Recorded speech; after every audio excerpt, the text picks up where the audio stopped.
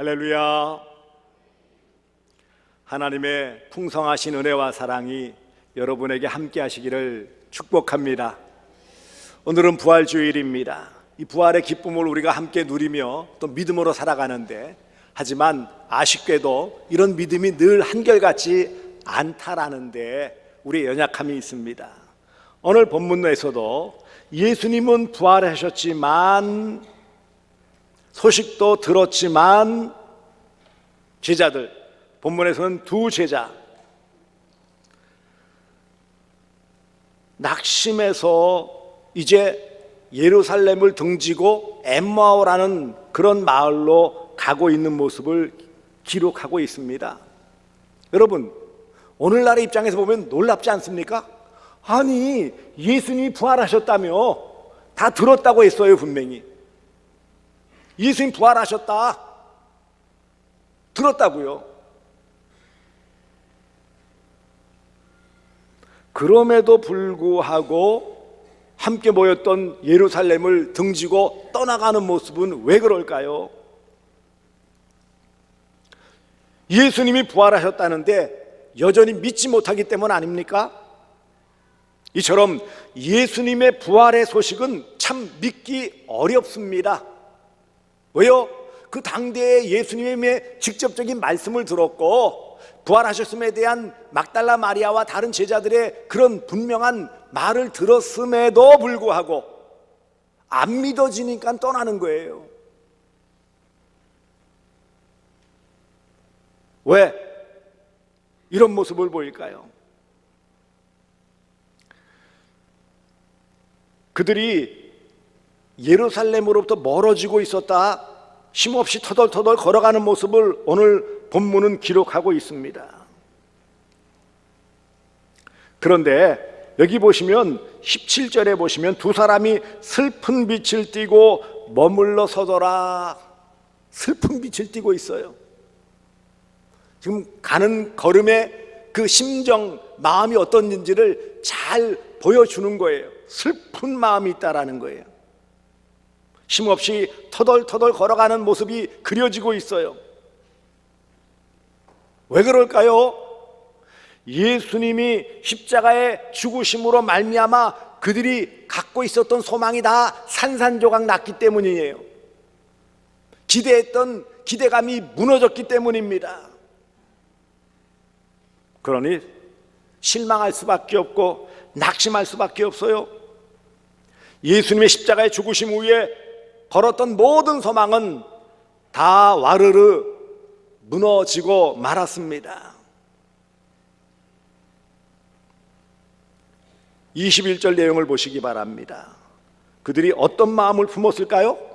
21절, 오늘 본문 뒤에 21절, 우리는 이 사람이 곧 예수님이 이스라엘을 속량할 자라고 바랐노라. 이스라엘을 속량한다는 게 뭐예요? 어려운 말이 아니라 한마디로 이스라엘을 해방시켜 주실 것이다, 이 말입니다. 속량이라는 원래의 뜻은 죄 용서함 받는다라는 뜻이지만, 지금 현재의 모습에서는 이스라엘이 로마로부터 해방되어지는 것을 의미하는 거예요.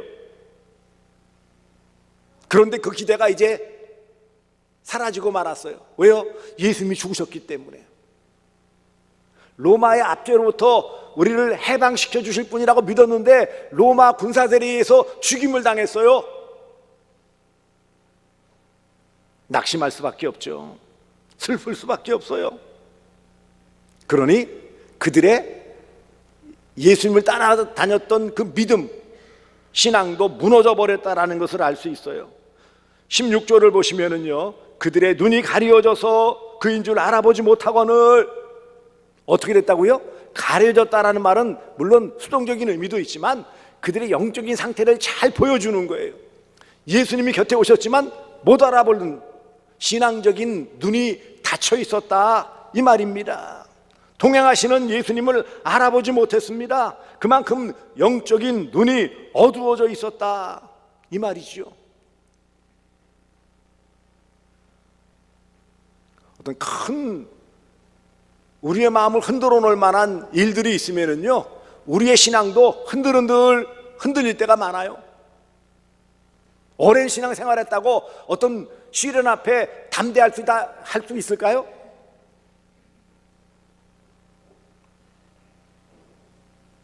우리가 믿고 따른다고 하지만, 부활의 예수를 믿고 소망 가운데 하나님 나라를 소망하며 살아간다고 하지만, 인생 중에 닥치는 어떤 큰 어려운 문제, 불치병이 선고되었다든지, 경제적으로 완전히 실패의 자리에서 빈털터리가 되었다든지, 이런 때는 어떤 모습이 될까요? 실패나 좌절로 말미암아 무기력감이 들게 되어지고 포기하게 되어지는 거예요. 다 끝났구나. 슬픔과 낙심, 실망, 내가 이렇게 나름대로 열심히 신앙생활했는데 현재의 나의 모습은 뭘까? 이런 생각이 드는 거예요. 내가 그래도 나름대로 애를 썼는데 왜 결과는 이럴까? 기대감이 무너지는 거죠. 그리고 현실을 회피하고 싶어지는 거예요. 왜 제자들이 예루살렘을 떠났다고요? 기댈 언덕이 없어요. 소망이 끊어졌어요. 그러니 그것을 벗어나고 싶어지는 거예요. 예루살렘에서 엠마오로 내려갔다. 그렇습니다. 외부적인 어떤 요인, 어려움, 시련, 고난, 이런 아픔 때문에 내부의 신앙이 흔들거리는 것이 우리의 모습이에요.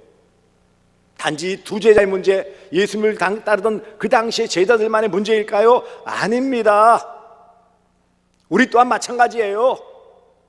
잘 믿는 것 같고 열심히 믿는 것 같은데 결정적인 순간에는 그런 모습이 사라지고 말아요. 희미해져요. 예수님의 부활신앙, 예수님을 믿는 부활신앙, 참 제대로 믿기 어렵다라는 것입니다. 사랑하는 성도들이요, 이 부활신앙, 이 부활이라는 것, 우리의 신앙의 가장 기본이 되어지는 부활, 이것은 아는 것만으로 그쳐서는 안 되는 거예요. 아는 것만이 아니라 뭐예요? 그래서 믿는 것이 되어야 돼요. 여러분, 제자들은 들었어요, 못 들었어요? 내용을 알았어요, 몰랐어요? 문제는 왜 떠났어요? 안 믿어지니까 떠나는 거예요. 안 믿어지니까. 더 나아가 부활신앙은 믿는 것에 더 나아가 뭐예요? 경험해야 되는 거예요. 들었어요. 마음이 좀 끌리기도 하지만 아직은 뭐예요? 아무것도 잡히는 게 없어요. 경험하지 못했다라는 거예요. 막달라 마리아는 믿었어요. 왜요? 부활하신 예수님 만났으니까. 베드로도 나중에, 요한도 빈 무덤이라도 봤기 때문에. 믿음의 더 성숙은 경험이에요. 부활은 알고 믿는 것에 넘어가서 무엇이 나타나야 합니까? 삶으로 나타나야 그게 진짜 신앙이라는 거예요. 알 수 있죠. 믿는다고 알 수 있죠. 그런데 그게 고스란히 삶을 통해 드러나지 않는다면 그 믿음은 온전한 믿음이 아닌 거예요. 이 두 제자는 알았죠. 나는 믿는다고 했어요. 근데 현실의 삶에서는요, 그것이 안 드러나는 거예요. 이처럼 부활을 믿지 못하는 제자에게 예수님은 찾아오셔서 동행해 주십니다. 부활의 주님께서 단지 부활했다 이 사실만으로 그치지 않고 부활하신 주님이 다시 찾아오시는 것이 은혜입니다. 오늘 본문에 보시면 오셨어요. 가까이 이르러, 15절을 보세요. 예수께서 가까이 이르러 그들과 동행하시더니, 할렐루야. 부활하신 예수님이 동행하시는 게 은혜예요. 가까이 오셔서 동행하셨어요. 뿐만 아니라 말씀으로 부활의 의미를 잘 풀어주셨어요. 25절 이하에서 나와 있어요. 이르시되 미련하고 선지자들이 말한 모든 것을 마음에 더디 믿는 자들이요, 그리스도가 이런 고난을 받고 자기의 영광에 들어갈 것이 아니냐 하시고, 이에 모세와 모든 선지자의 글로 시작하여 모든 성경에 쓴 바 자기에 관한 것을 자세히 설명하시니라. 말씀으로 부활의 의미를 잘 풀어주셨어요. 예수님 자신에 관한 성경 말씀을 설명해 주셨고요, 부활이 갑작스러운 그런 사건이 아니라 이미 구약으로부터 예언된 하나님의 계획이 성취된 것이다.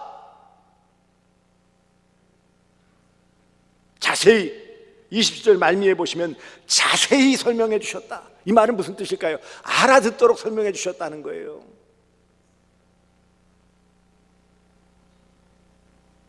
뿐만 아니라 신앙의 눈을 열어주시고 예수님이 누구신지를 알 수 있도록 해주셨어요. 28절 이하에서 보시면 그들이 가는 마을에 가까이 가매 예수는 더 가려 하는 것 같이 하시니 강고나 이르되 우리와 함께 유하사이다. 그들과 함께 하셨고 30절에 보세요. 그들과 함께 음식 잡수실 때에 떡을 가지사 축사하시고 떼어 그들에게 주시니 31절 그들의 눈이 밝아져 그인 줄 알아보더니 신앙의 눈을 열어주신 거예요. 말 찾아오셔서 동행하시고 말씀을 풀어 깨우쳐 주시고 신앙의 눈을 열어서 이제는 확실히 알아볼 수 있도록 예수님이 과연 부활하셨구나 확실히 믿도록 해주신 거예요. 부활신앙은 내가 의지를 가지고 받아들이는 게 아니에요. 철저하게 믿음은 선물이고 믿음은 내가 받아 누리는 거예요. 내가 받아야 되는 거예요.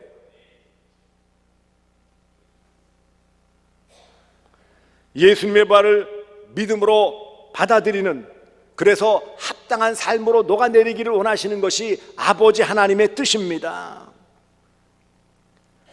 이처럼 부활의 주님을 만날 때 놀라운 변화가 나타나게 되어집니다. 쉼없이 예루살렘을 등지고 엠마오로 하거든 그들 슬픈 기색을 띠며 낙심한 모습 그대로 가던 그들이 이제 어떤 모습으로 변합니까? 서로 이제 부활신앙을 고백하고 있어요. 우리에게 말씀하실 때 우리의 마음이 뜨겁지 아니하더냐? 32절 보세요. 놀라운 고백입니다. 마음이 허전하고 가눌 길이 없었던 그들의 마음이 이제 어떻게 됐다고요? 마음이 뜨거워졌어요. 왜 그랬다고요? 부활의 주님을 만나니까요.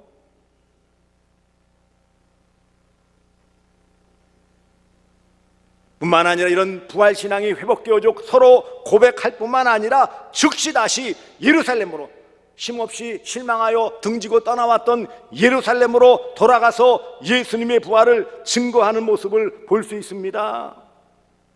35절 보시면 두 사람도 길에서 든 일과 예수께서 떡을 떼심으로 자기들에게 알려지신 것을 말하더라. 즉시 부활의 증인으로서 신앙 공동체로 회복하여 그들 안에 증거하는 모습을 볼 수 있습니다. 이처럼 예수님의 부활은 우리의 삶을 변화시키는 능력이에요. 예수의 부활은 이미 은혜일 뿐만 아니라 이 은혜로 말미암는 변화를 이끌어가는 거예요. 하나님은 예수님의 부활을 우리 모든 성도로 하여금 믿게 하십니다. 그러므로 예수님의 부활은 신앙생활에 있어서의 놀라운 회복입니다. 예수님의 부활은 성도의 변화를 일으키는 가장 기본 요소예요. 부활신앙이 없으면 신앙생활을 할 수가 없는 거예요. 예수님의 부활은 절망을 소망으로 바꾸고 그 다음에 낙심을 이제는 희망으로 바꾸는 놀라운 변화입니다. 두 제자의 상태는 절망으로 출발했지만 부활의 예수님 만날 때 소망으로 바뀌고 말았어요. 부활하신 예수님을 만난 후에 그들은 이제 절망에서 소망으로 바뀌는 모습을 경험하게 되었고요, 부활은 말씀을 통해 바르게 이해되어짐을 통해 더욱 견고하게 되어지는 거예요. 그러니 부활신앙에 이 말씀이 함께하지 않는다면 결코 신앙적으로 견고해질 수 없어요. 가더라 이거는요 안 받아들여져요. 왜요? 가까이 있었던 제자도 안 믿는데 오늘 우리가 어떻게 믿을 수 있냐고요.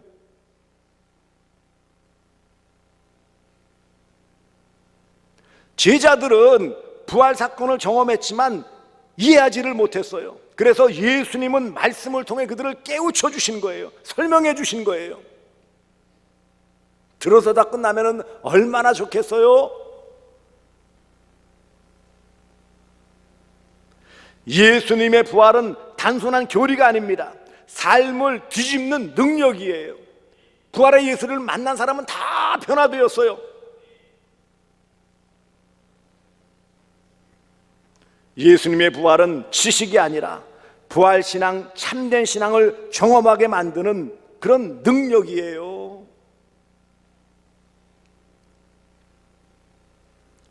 부활신앙으로 우리는 삶의 방향 전환을 경험하게 되어집니다. 세상으로 가던 그 길에서 다시 돌아오게 되어지는 거예요.